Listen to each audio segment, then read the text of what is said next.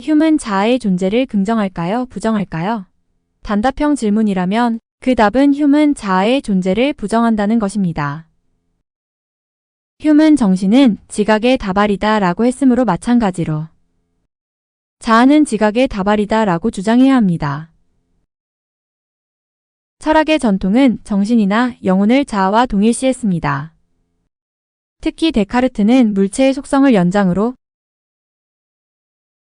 정신의 속성을 사유로 보았습니다.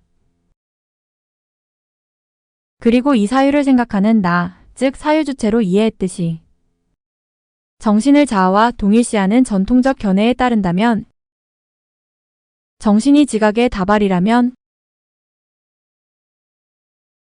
자아 역시 지각의 다발이라고 해야 하기 때문입니다. 그런데 앞서 휴미 정신을 지각들과 동일시할 때 휴미 정신과 지각의 관계를 영상과 스크린의 관계처럼 이해하고 있는 게 맞다면 휴맥의 정신과 신체는 통일되어 있다거나 정신은 신체의 생리학적 현상 혹은 신체의 운동 법칙에 따른 신체적 지각에 수반된 현상에 불과한 것이라고 해석한 바 있습니다. 이 같은 휴메 시각은 물체와 마찬가지로 정신의 본질에 대해서는 알 수 없다고 했다고 한 주장에 비추어 보면 단순히 정신을 지각의 다발이라고 하는 해석보다도 더 적극적인 규정이라 할 수 있습니다. 하지만 휴메 진술은 전통 형이상학의 본질주의 및 실체론의 철학을 비판하는 성격이 짙습니다. 그렇다고 그가 정신이 무엇인지에 대해서 침묵한 것은 아니기 때문입니다. 정신을 지각들로 규정한 것 자체도 일종의 정신의 본성이나 속성에 대한 규정이라 할 수 있습니다. 그리고 이에 더 나가서 정신을 일종의 신체적 지각에 수반하는 현상으로 본 것은 정신이라는 존재에 대한 비실제론 혹은 부수현상론의 입장을 취한 것으로도 볼 수 있으며 이러한 해석의 시비를 떠나서 정신의 본성에 대한 적극적인 주장을 함축하고 있다고 볼 수 있습니다. 다만 어디까지가 휴메의 의도였는지에 대해 다양한 해석과 이견들이 제기되어 왔다는 것은 분명합니다. 하여튼 휴미 사물의 본질뿐만 아니라 정신의 본질에 대해서 알 수 없다고 했다는 점에 주목하면 자아의 존재에 대해서도 알 수 없다고 한 것이 정합적인 해석으로 보입니다. 하지만 지각으로서의 정신을 신체적 지각에 수반하는 현상으로 볼 수 있듯이 같은 맥락에서 자아 존재에 대한 적극적 규정이 가능할 것입니다. 이제 이와 같은 관점에서 휴미 자아 존재에 대한 어떤 생각을 갖고 있는지 살펴보려고 합니다. 경험과 관찰에 기반을 두고 있는 휴메 지각이론에 따르면 자아 존재에 대한 실체론적 접근은 불가능할 것입니다. 휴은 전통적 의미의 자아 개념을 부정한다는 점에서는 무아론을 주장한 것으로 여겨지며 반면에 다른 방식으로 자아의 역할을 강조할 때에는 유아론의 입장을 취하고 있다고 할 수 있습니다.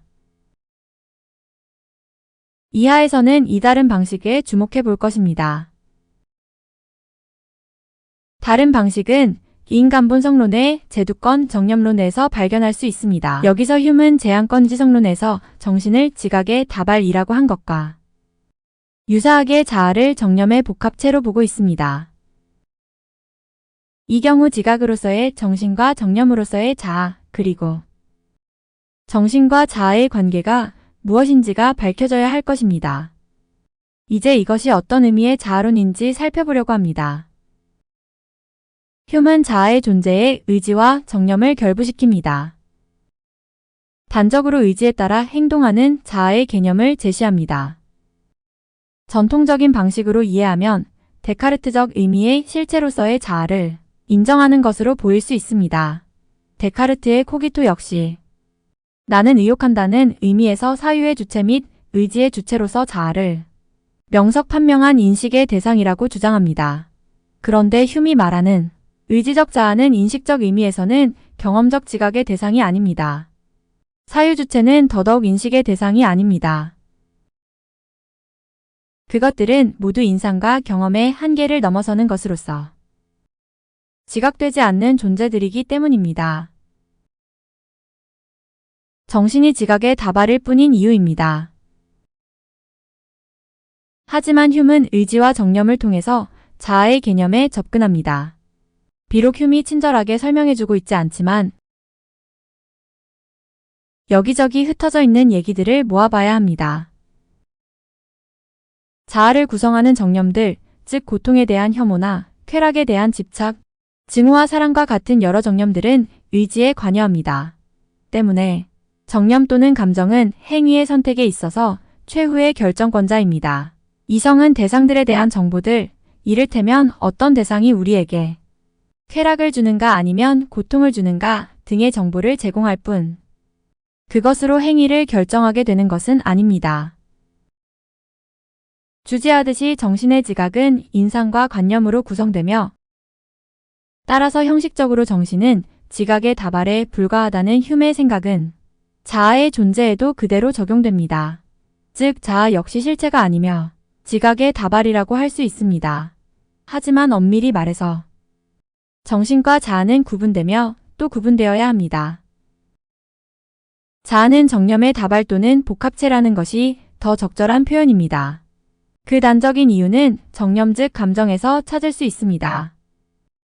정념 역시 지각 즉 인상과 관념의 결합과 연합의 산물이지만 지각들 중에서 정념은 신체적 쾌락과 고통과 관련한 것입니다. 즉 사과의 색에 대한 판단은 대상에 대한 지각이지만 정념은 일종의 신체 지각 즉 자기 지각입니다. 신체 즉 몸을 소유하고 있는 당사자가 느끼는 지각인 것입니다. 단순하게 표현하면 내가 느낀다는 지각을 수반한다는 것입니다. 비록 모든 신체적 지각들을 느끼는 나의 동일성 즉 자아동일성에 대한 지각은 발견할 수 혹은 느낄 수 없지만 하나하나의 개별적인 느낌들, 즉 정념들은 신체적 지각에 수반합니다. 흉은 이런 의미에서의 자아 존재들에 대해서는 적극적으로 옹호하고 있다고 생각됩니다. 이에 따르면 자아는 관념연합의 원리 그리고 인상과 관념의 이중관계에 따라서 생겨나는 다양한 지각이나 존재들, 즉 정념들의 복합체라고 할 수 있습니다. 그냥 정념의 다발이라고 해도 좋습니다. 하지만 다발 혹은 묶음보다는 연합체 혹은 복합체라는 표현이 더 적절한 것은 개별 정념들 하나하나 모두 나라는 의식을 수반 내지는 동반하기 때문인데 마치 우리가 국제연합이나 부족연맹체, 다양한 복합시설들을 갖춘 종합체육관들은 그것을 구성하는 요소들이 제각각 하나하나 독립적인 것이면서도 하나의 명칭으로 묶을 수 있는 특성을 갖고 있어서 연맹이니 연합, 부족, 종합체육관 등으로 불릴 수 있는 것과 같습니다. 반면에 외부 대상에 대한 지각에는 내가 느낀다 즉 나라는 느낌이 수반되지 않습니다. 이런 점들을 고려하면 흉에게 자아는 정념의 복합체이며 이는 동시에 신체적 자아들이라고 할 수 있습니다. 달리 말하면 흉은 전통적인 자아 개념은 부정했으며 다른 차원의 자아 개념을 제시했다고 할 수 있습니다. 이와 같은 해석이 설득력이 있는지 좀 더 살펴보겠습니다.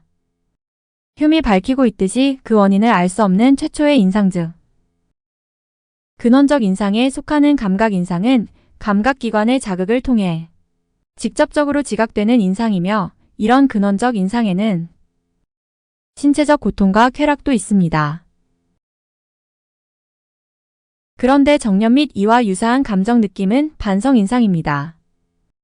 흉은 정신이 신체적 쾌락과 고통을 느끼고 생각할 때 그 고통과 쾌락은 여러 정념의 원천이다 라고 하면서 이 고통과 쾌락 자체는 선행하는 사유나 지각 없이 영혼이나 신체 안에서 근원적으로 발생하는데 그것이 발생하는 곳을 영혼이라고 하든 신체라고 하든 무관하다고 밝힙니다. 여기서 정신이냐 신체냐는 전혀 중요한 것이 아니라는 말을 통해서 정신과 신체의 통일 혹은 정신과 신체의 동일시 혹은 정신이 신체적 지각의 수반 현상일 수 있는 여지를 허용하고 있으며 무엇보다도 신체적 고통과 쾌락을 느끼고 생각할 때 정념이 발생한다고 말하고 있습니다. 그런데 정념은 직접 정념 즉 선이나 악 그리고 고통이나 쾌락으로부터 직접적으로 발생하는 정념들, 예를 들어 욕구, 혐오, 비탄, 기쁨, 희망, 두려움, 절망, 안도 등 과간접 정념 즉 신체적 고통이나 쾌락의 다른 성질들이 결부되어 발생하는 정념. 예를 들어 긍지, 소심, 야망, 허영심, 사랑, 미움, 질투, 연민, 심술, 관용 등으로 구분됩니다. 그리고 이와 관련해서 중요한 것은 간접 정념의 경우에는 신체적 고통과 쾌락의 다른 성질들이 결부된다는 점입니다. 바로 이 성질들이 결부되어 생기는 간접 정념에는 내가 느낀다는 의식이 수반 또는 동반된다는 것입니다. 흉은 간접 정념인 긍지와 소심의 정념을 고찰하기 시작하면서 긍지와 소심이 비록 직접적으로 상반되지만 동일한 대상을 갖는 것은 분명하다.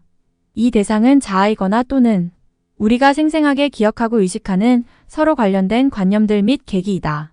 우리는 저 상반된 감정들 가운데 하나를 느끼고 긍지로 우쭐대고 기가 죽어 소심해진다. 자아가 고려되지 않았을 때에는 긍지나 소심의 여지가 전혀 없다고 하면서 이 정념들은 반드시 자아를 자신의 대상으로 삼는다는 것은 명백하다고 말합니다. 즉, 정념을 느끼는 자아에 대해서 증언하고 있습니다. 이와 함께 흉은 불변적이며 동일성을 지속하는 자아의 존재 혹은 자아의 관념은 없다는 것을 분명히 합니다. 이를테면 데카르트의 코기토나 자아동일성을 갖는 실체로서의 자아의 존재에 대해서는 단호히 부정합니다. 단적으로 그런 자아의 존재에 대한 인상도 관념도 결코 발견할 수 즉 지각할 수 없기 때문입니다. 하나하나의 정념들로서의 자아들만이 존재한다는 것입니다. 그리고 이 정념들로서의 자아는 다발이나 묶음보다는 정념들의 복합체로 보는 것이 적절합니다. 정념 역시 하나의 지각이기 때문에 정신이 지각의 다발이라면 자아 또한 지각의 다발이라고 보아도 무방하지만 그럼에도 자아를 정신과 구별하는 것은 정념들의 발생과 관련해서 정념들 하나하나에 모두 자아의 의식이 수반한다는 점에서 하나의 범주로 묶을 수 있기 때문입니다. 이 자아로서의 정념들은 삶의 주체들이므로 나의 삶을 지배하는 것은 정념들입니다. 정념으로서의 자아들이 즐거움을 느끼고 고통을 느끼고 긍지나 소심을, 사랑과 미움을 그리고 온갖 정념들로 채워진 나의 삶을 살아가고 있습니다. 정념의 복합체가 나라는 존재를 규정합니다. 그렇다면 정념들의 지배를 받는 나는 어떻게 살아가야 할까요? 휴먼 인간본성론의 재세권 조덕론에서 이에 답하려고 시도합니다.